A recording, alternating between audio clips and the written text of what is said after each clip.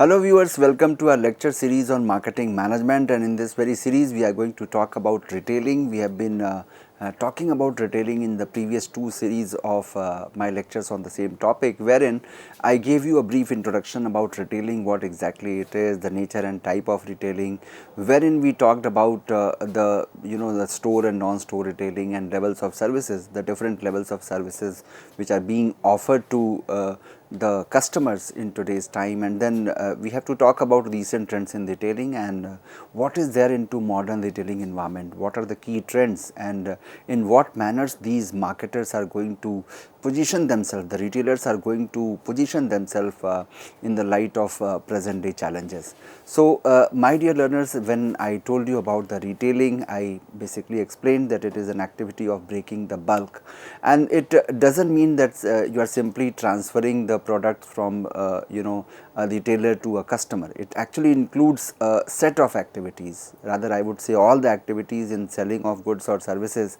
directly to final consumers, or what you call as personal or non-business use. The customer can buy it for personal uses or for any other purposes, but yes, the essential part is that it should not be bought for resale.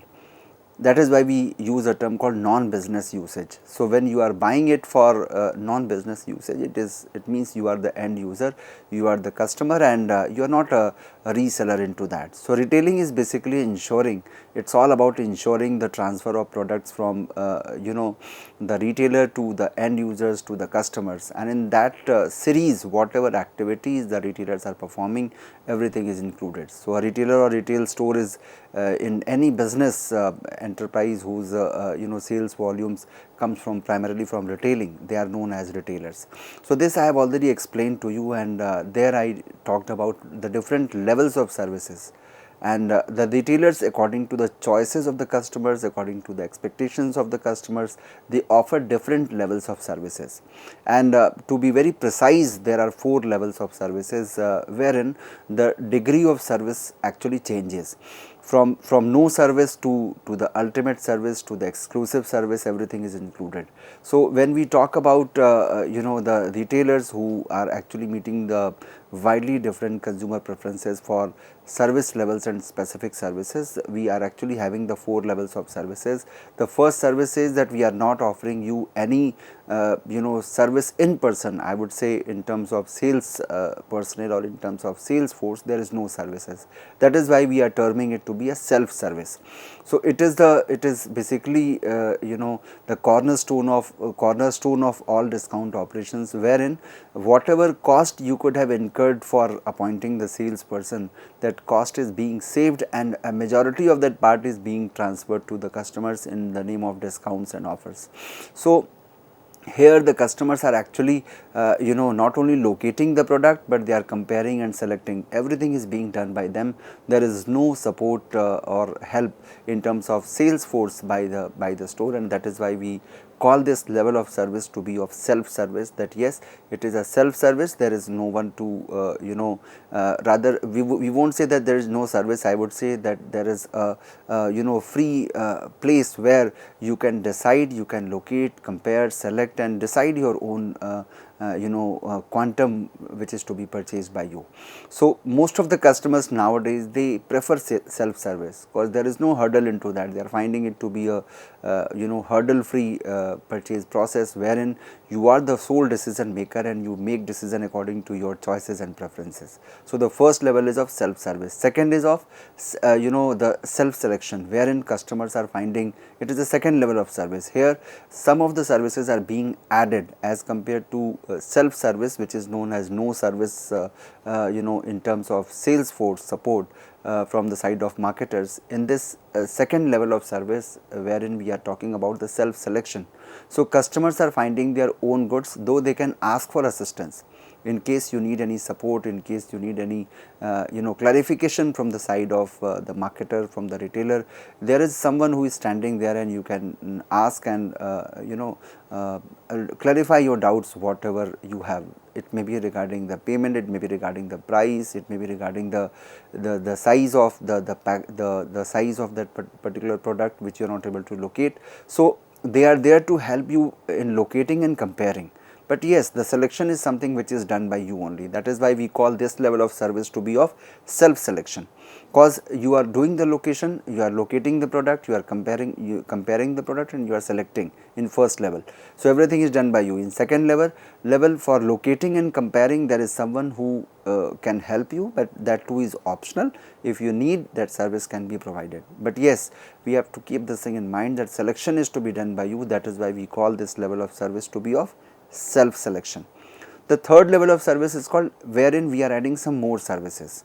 So these retailers basically they carry more shopping goods and services, such as, for instance, if we talk about the credit and merchandise return privileges. So those services are also added, that if you want to return some products, you can have a credit note from there. If you want to exchange the product, for that also you have some services which are available. So this is also there in terms of a third level of services, where the limited services are provided to the customer. So here the customers need more information and assistance, and that is why they are increasing the extent of the services being offered by the marketer. And the fourth level, which is the ultimate level, and it talks about the full service, wherein the salespeople are ready to assist in every aspect of their decision making process the moment you enter into the store, starting from locating the product, comparing and selecting. At every level there is a salesperson who is there to assist you, to help you, to guide you, and to help you in deciding that how to buy, what to buy, and at which place we need to make the payment and all. So in nutshell, we can say, from no service, if we put these four levels of services on a continuum, it is basically on one extreme there is no service, that is called self service, and on the other one we have full service.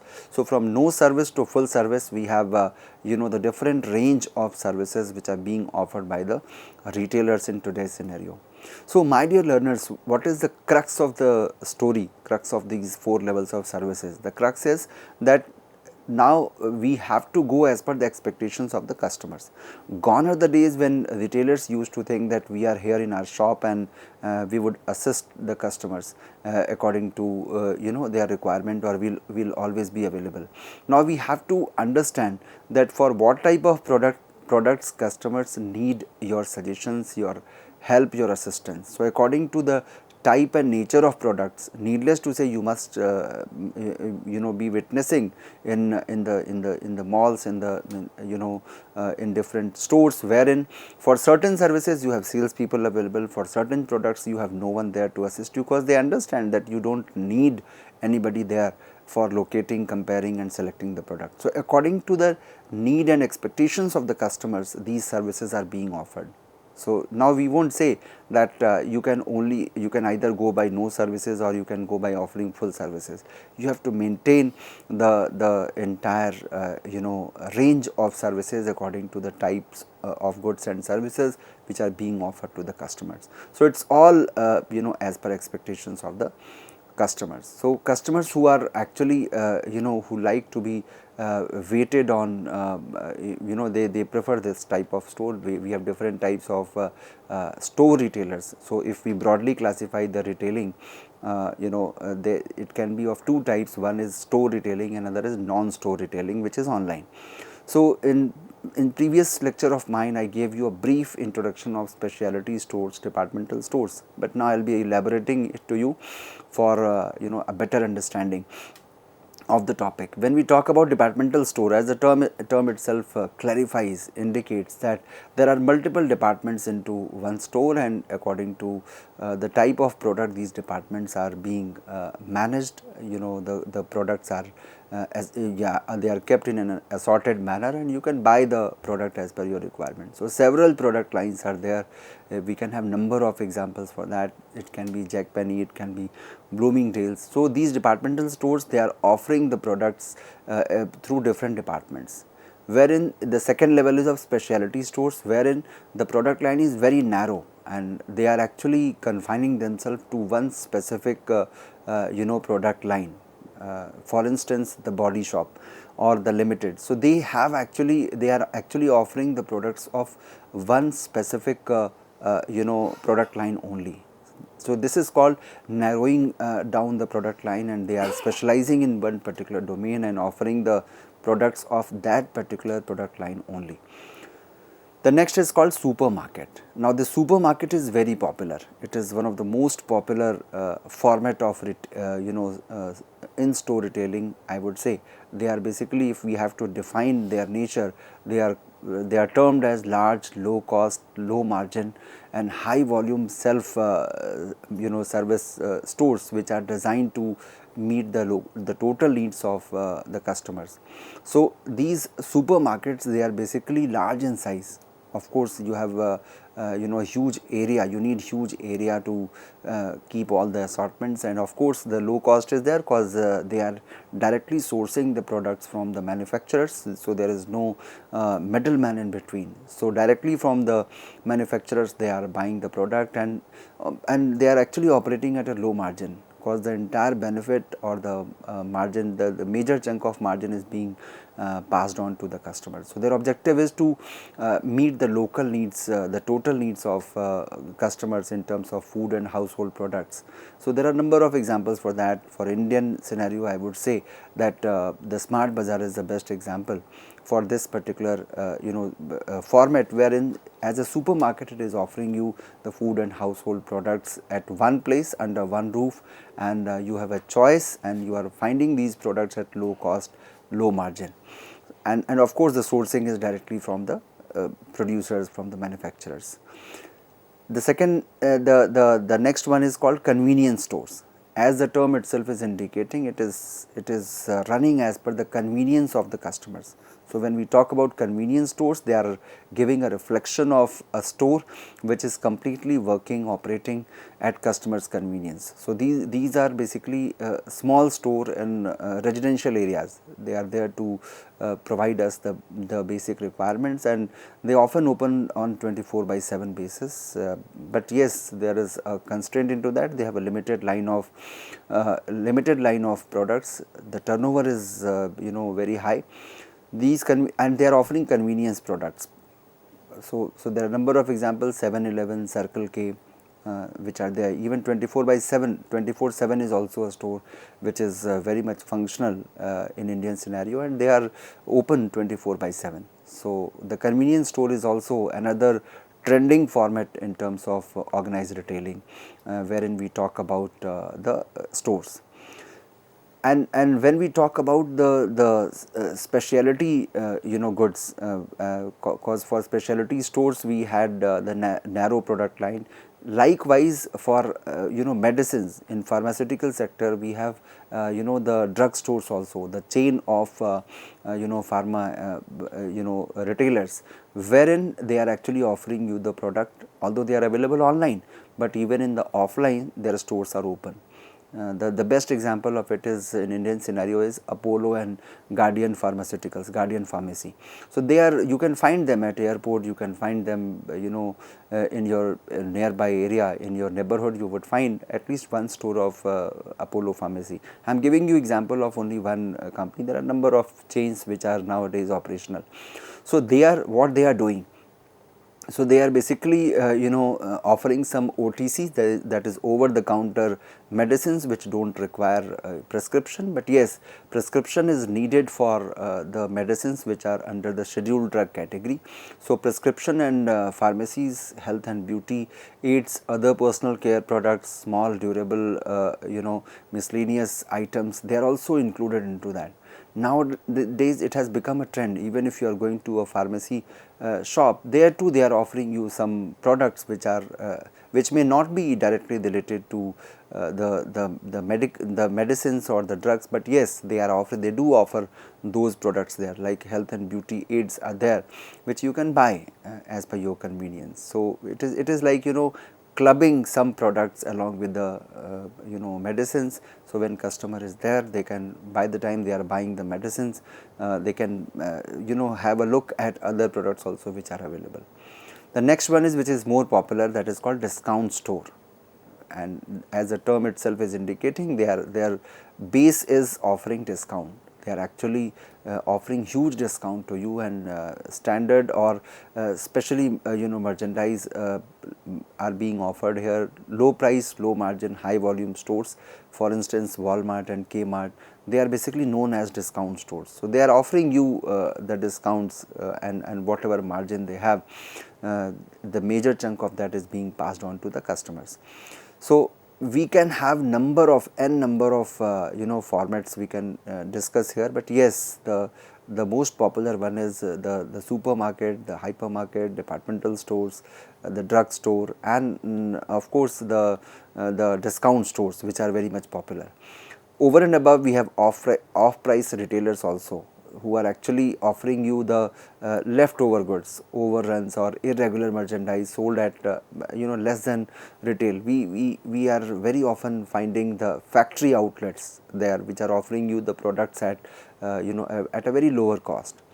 So they are basically providing us the independent off prices retailers are there. For instance, we have TJ Maxx, we have warehouse clubs, for instance Costco. Number of examples are there. Most of the footwear companies, they are actually offering this kind of services, these kind of outlets through the factory outlets, wherein they are providing the products at a very lower cost. So people nowadays look for the factory outlet. And another one in series is extreme value or hard discount stores. So they are basically having a more restricted merchandise mix than discount stores, but yes, at even lower prices they are offering you the products. So there are a number of examples to that also. So when we are going through these formats, my dear learners, you must be thinking that why these many formats are available. I would answer to this question, which I could understand with the emergence of these outlets, that we all know that necessity is the mother of invention. So these outlets, they have emerged out of the demand from the customer side. Customers, their preferences are different. Some customers, they are looking for only discounted products. Some customers are looking for the price to be lower. They want that the price should be very less or very low. So for them, discount stores are the remedy. Some customers want that all the products should be available under one roof. For them, we have supermarkets. Some customers, they want the department wise allocation or assortment of goods. So for them, departmental store is there. So according to the requirement of the customers, these formats have emerged over a period of time. So we cannot say that this list is exclusive. Whatever I have presented, this list is not the exclusive or exhaustive. There are number of other formats which are available in different parts of the world. But yes, the crux of the story is, or the base of all these stores is that you have to understand that either they are based on discounts or they are based on assortment. Some stores, they are actually acting as a category killer. In the same category, in the category in which they are operating, they offer everything.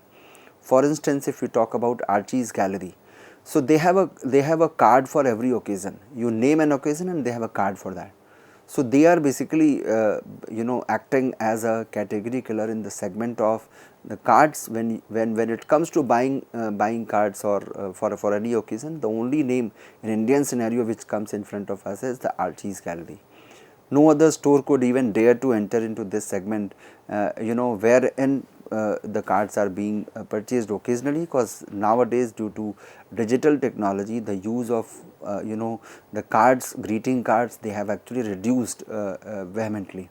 But still they are surviving, because they are the way they are actually marketing those products, the way they are actually positioning themselves is speaking about the excellence, is speaking about the customers satisfaction from their side.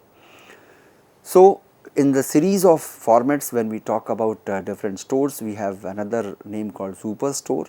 Huge selling space. Routinely we are buying or purchasing food and household items plus services. We have category killer, as I told you, and they are basically offering you the deep assortment in one category. That is why we are calling them to be category killers. One very popular name which comes in front of us is called hypermarket, wherein people talk about the huge store which combines supermarket, discount and warehouse retailing, everything. For if I have to give example of it, I would say Carrefour in France. So Carrefour is a company which is actually identical to the emergence of retail. It is said that Carrefour is the most popular company in the France, and Smart Bazaar in India can also be accredited to the same category. Earlier we had erstwhile Big Bazaar is being replaced by Smart Bazaar after the takeover by another company. So hypermarkets are basically, as the term itself is indicating, they are actually offering you the products of a wider range. So the range is very wide, that is why we call them to be hypermarket, because they combine supermarket, discount stores and warehouse retailing. So that is why they are very popular nowadays. So these are the different types of the different formats of store retailers which I had presented before you. Now we will talk about non-store retailing. So once we have understood about store retailing, another segment here is non-store retailing, as the term itself clarifies that there is no store here. So somehow the customers are contacting the retailers through online media, through digital media, that is why it is called as non-store retailing. So because of the overwhelming bulk of goods and services is sold through stores, non-store retailing has actually been growing much faster than what you call as store retailing. Especially the reason behind this is that we are having the vehement growth of e-commerce and m-commerce.